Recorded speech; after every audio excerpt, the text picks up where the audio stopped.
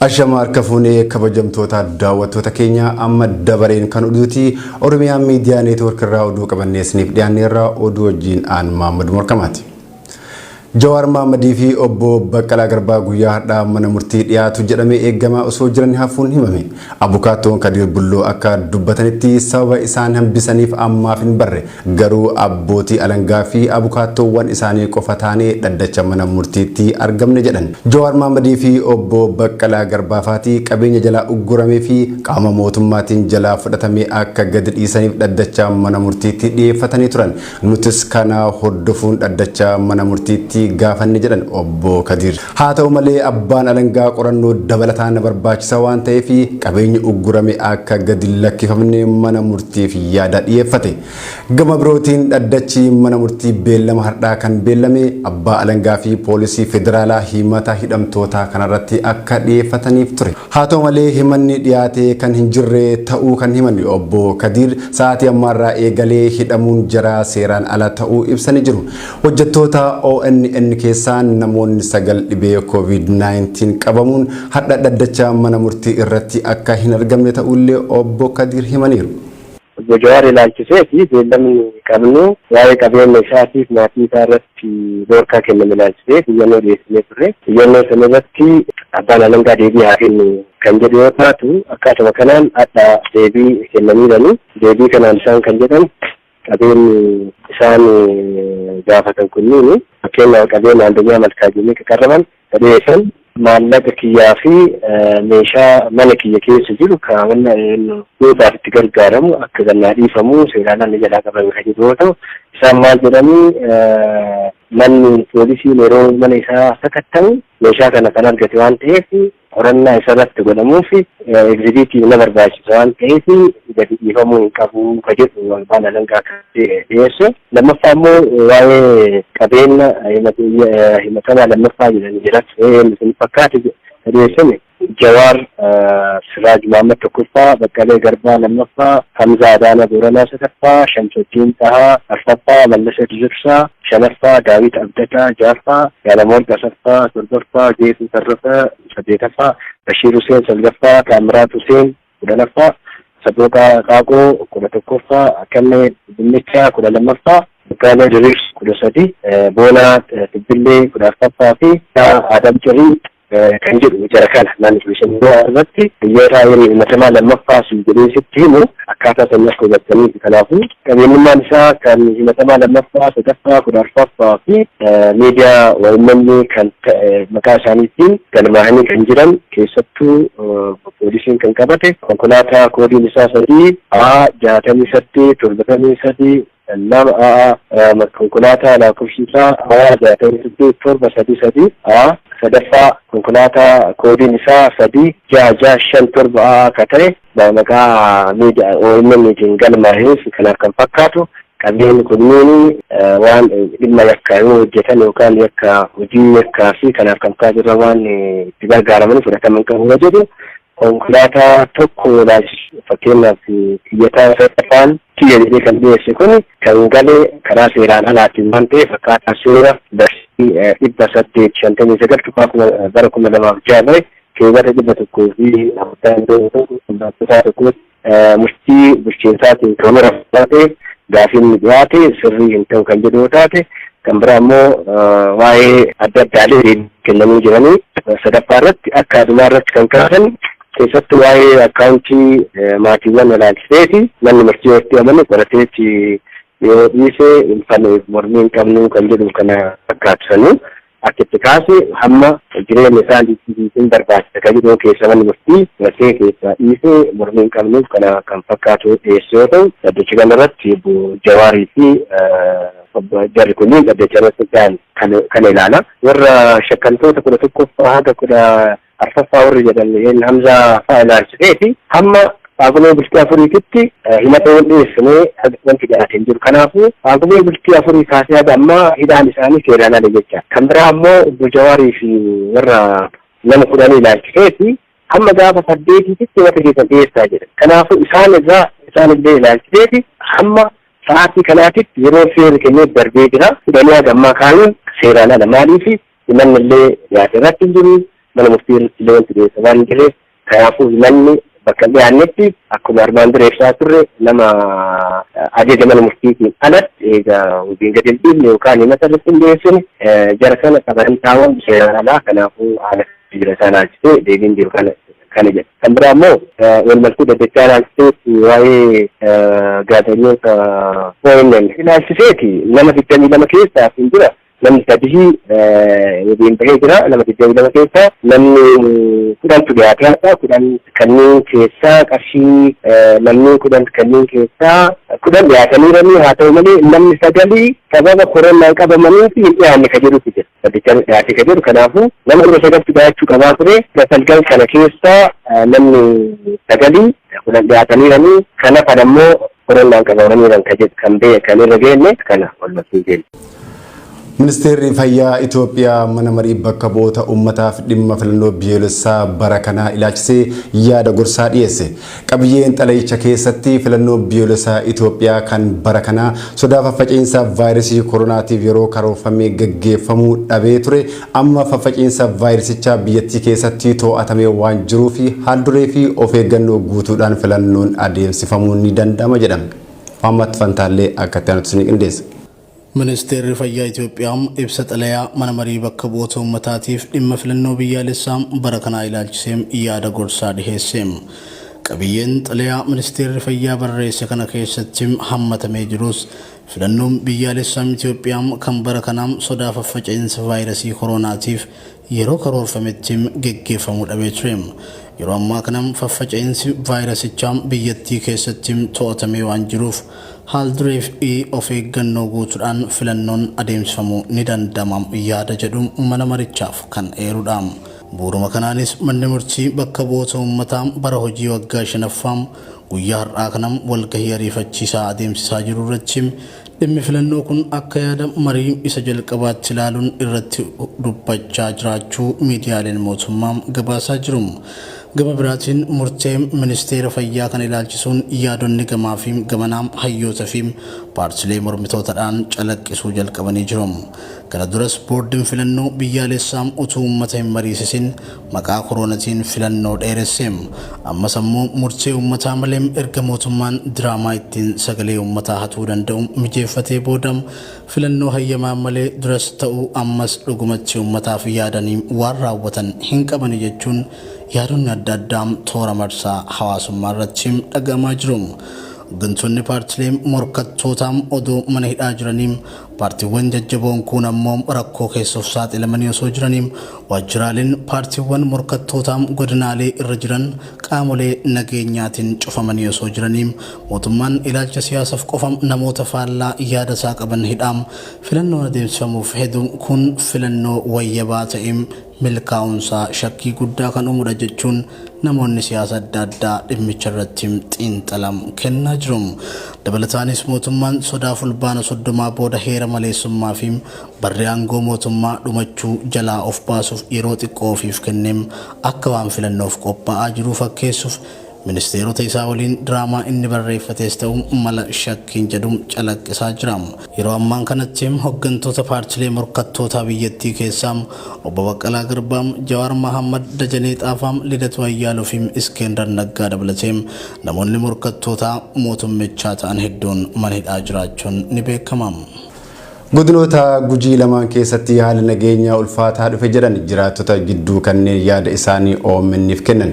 Guyyaa kaleessaa waraanni raayyaa ittisa mootummaa Itoophiyaa manneen jiraattota hedduu kan guban ta'uun himame. Faayizaa Eliyaas. Godinoota Gujii lamaan keessatti waraanni mootummaa nageenya jiraattota goolaa jiraachuun dhagahame.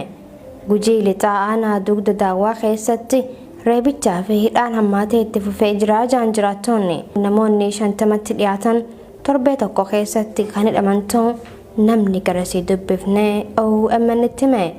Poolisoota addaa Oromiyaa fi poolisoonni idilee waliin ta'uun sababii shanee deeggartan jedhuun reebicha namoota nagaa irratti raawwachaa jiran kan jedhu namni garasii dubbifne kun haalli jirus ulfaataa ta'uu hime.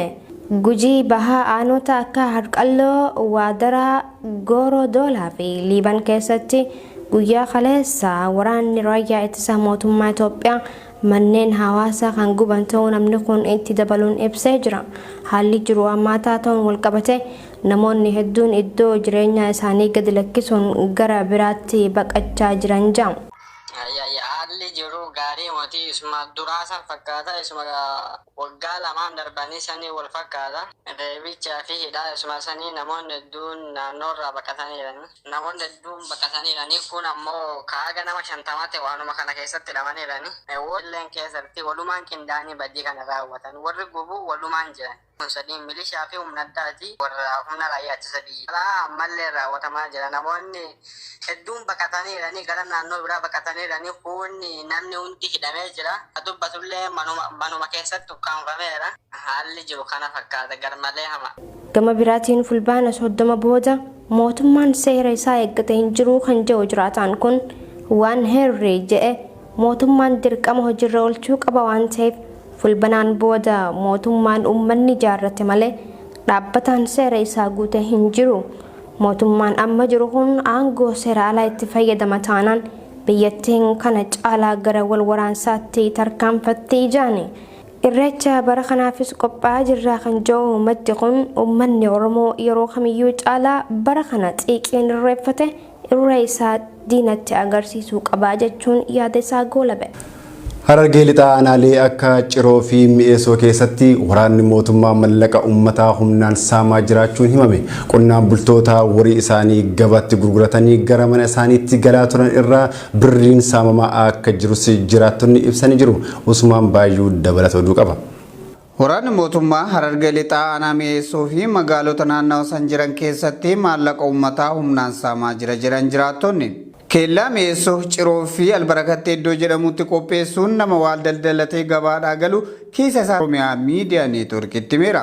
Godinichatti gocha kana hawaasa irratti kan raawwataa jiru poolisii Oromiyaa ta'uu himuun ajaja muummichi ministeera biyyattii Dr. Abiy Ahmad tibban humna waraanaatiin uummata saamaa jedhee dabarse sana poolisoonni Oromiyaatis hojiitti hiikaa jiran jedha namni dubbifne kun. Namoonni sammuudhaan fattashamaa Ciroo qofaa miti Mi'eessoo keellaa irratti fattashamaa Ciroo keellaa irratti akkasumas Ciroo bira Albarakatti inni fattashamaa naannoo hunda akkasumas magaalota Oromiyaa hunda keessatti fattashamaa jira. Poolisii Oromiyaati fattashaa jiru. Maallaqa qarshii humna kudhanyoo qabaattee harkaa fuudhamaa samii wal taanaan maallaqa qabaattee deemsan jechuudha. Sababni maallaqa amma haala jijjiirraa maallaqa kanaa wajjin maallaqa guddaa socho'aa jira. Magaalaa biyyattii kana maallaqa kanaa dhiigaa jira waan jedhamuun akkuma muummichi ministeera Abiy Ahmad jedhamu kun amman tana haala waan kan irratti baasee labsiisaa uummata saamaadhaa waraana waan eegge fakkaata. Qonnaan bultoota oomisha isaanii looniif gaala gabaa baasanii gurgurachuun maallaqa guduunfatanii gara qe'ee isaaniitti deebi'aa turan adamsanii daandii irratti qabuun birrii isaanii harkaa saamanii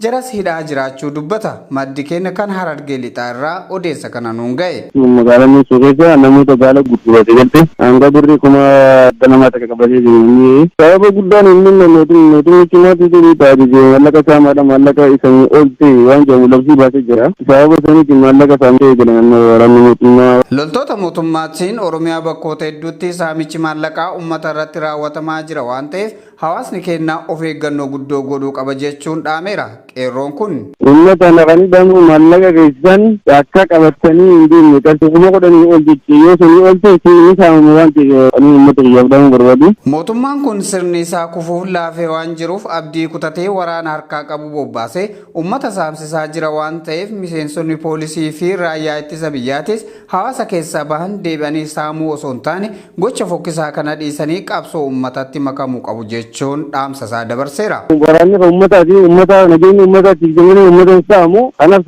qaama waraana kanaan akka karaa uummata keessanii deebisanii qabsoo uummanni Oromoo gaggeessaa jiru kana afaan akka bu'anii dhaamsa isaanii dhaamuu barbaadani. Saamichi waraana mootummaatiin uummata irratti raawwatamaa jiru kun Oromiyaa iddoowwan garaagaratti hammaatee itti fufee akka jiru himamaa jira. Harargee Bahaa aanaalee akka Dadar Haramayaa Jaarsoo Cinaaksan keessatti namoonni hedduun kanneen ajjeechaa aartistii Haacaaluu Hundeessaa hordofuun hidhamanii turan hanga ammaatti murtii takkaan malitti manneen hidhaa keessatti dararamaa jiraachuun himame. Kana malees saamichi loltoota mootummaatiin raawwatamaa jiru hammaatee itti fufee jira jedhan jiraattonni. Na'imaa Umar dabalata oduu kana qabdi. Godina Harargee Bahaa aanaalee akka Dadar Haramayaa Jaarsoo Cinaaksanii fi kanneen hafan hedduu keessatti ajjeechaa aartistii Haacaaluu Hundeessaa hordofuun namoonni baay'een hidhamanii jiraachuu jiraattonni OMN itti himan. Namoonni hidhaman kunneen irra hedduun isaanii osoo mana murtiitti hin dhiyaatin mana hidhaa keessatti gidirfamaa jiru. Magaalaa Dadar keessatti namoota hedduu dhibbootaan lakkaa'aman kanneen hidhaman keessaa warra maallaqaan mirgi wabii eegamee fi manni murtii akka bahan ajaja dabarse poolisoonni diduudhaan hanga ammaatti mana hidhaa keessatti warri dararamaa jiranis danuudha.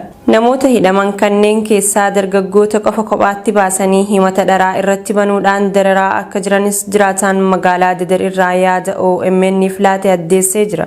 Kana malees saamichi waraana mootummaatiin hawaasa irratti raawwatamaa ture amma daran hammaachuurraa kan ka'e waraanni mootummaa namuma karaa irratti arge hunda qabee maallaqa saamaa jira jedha. Ajjeechaa Haacaaluu boodatti wal qabatee guyyaa wanni haarinni taasuma argee amma namni baay'een namni dhibbaan lakkaa'amu maneedhaa jira. Nama kana keessa mana murtii Haacaaluu dureetti hidhamee ni jira. Warri kan boodatti hidhamee tajaajiltoota baay'ee jira. Akkanumatti qarshii irraa guranii mirga wabii osoo jaanii gaafatanii qarshii saniin osoo hin baasin hanga ammaa mana hidhaa jiranis ni jira.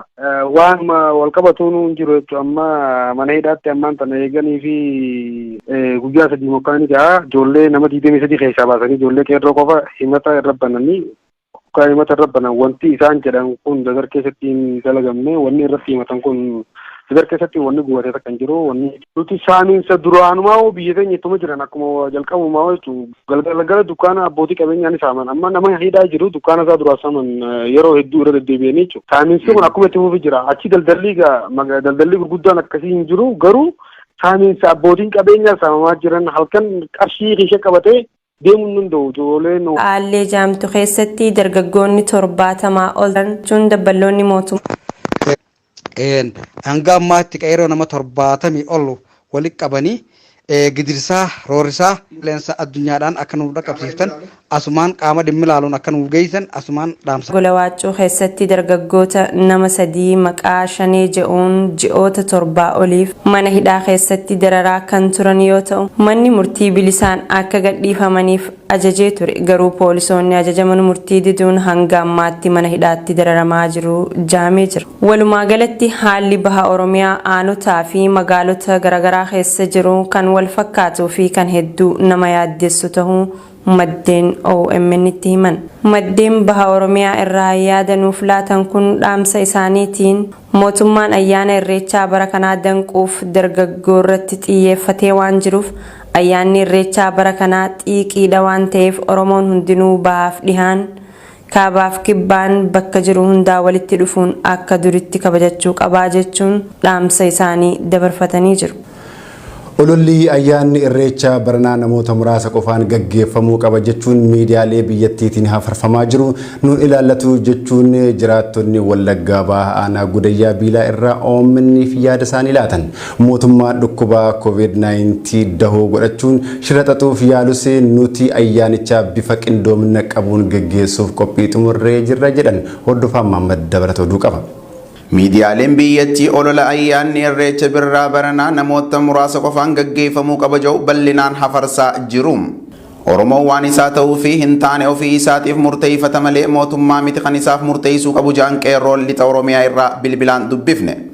Ayyaana irreecha baranaa kan fulbaana 23 fi 24 hora Harsadeetii fi hora Finfinneetti kabajamuuf deemu ilaalchisuun mootummaan sababa tamsa'iinsa dhibee koronaatiin wal qabateen ayyaanicha irratti namoota muraasa qofaatu hirmaata jechuun miidiyaalee biyyattiitiin labsaa jira.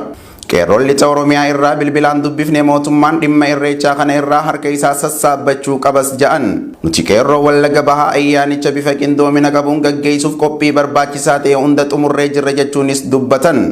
Hoggantootaa fi hayyoottan Oromoo mana hidhaatti guuranii namootan hanga murtaa'een ayyaana irreechaa gaggeessuuf yaaliin gama mootummaatiin taasifamaa jiru hin milkaa'u. Oromoon akkuma asiin dura godhaa ture dhibee kanaaf of eeggannoo barbaachisu taasisuun ayyaana guddaa kana baranas heddumminaan ba'ee kabajuu qaba jechuun ibsataniiti jiru qeerroon bilbilaan yaadanuuf laate kun. Godina Wallagga Bahaa Aanaa Gudayyaa Billaatiin miidiyaan kamillee irratti dabalu mootummaa waan laallatu natti fakkaatu gama koodhaan. Hawaasa kan miidhuu fi hawaasa kan fayyadu hawaasi mataasaa ofii isaatiin beekataadha. Garuu irreechi baranaa irreechi waaqeffannaan baranaa kan isaaniin dabarsu yookaan kan caalu waan fakkeenya burqaa tokko ukkaamsanii karaa shanjaa dhoowwu namsha yoo du'ee namni 500 dhalatee bulu Oromiyaa keessatti karaa kana hin danda'amu. Irreechi baranaa irreecha mirgaati. Irreecha addaa ta'ee natti argamaa jira gara fuuldura. Dubbiin kabaja ayyaana irreecha birraa baranaa ilaalchisuun namoota muraasa qofaatu irratti hirmaata jechuun dubbatame kun Oromiyaa guutuutti qeerroo fi qarree keessatti mufii uumuun eenyutu irreecha irraa oole jechuun yaada isaanii ibsachaa jiru.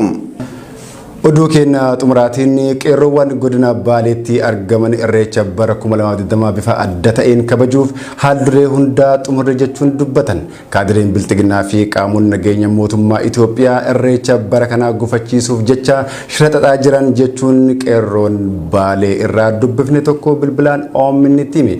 Dabalata oduu kanaa akka itti aanutti isiniif dhiyaata.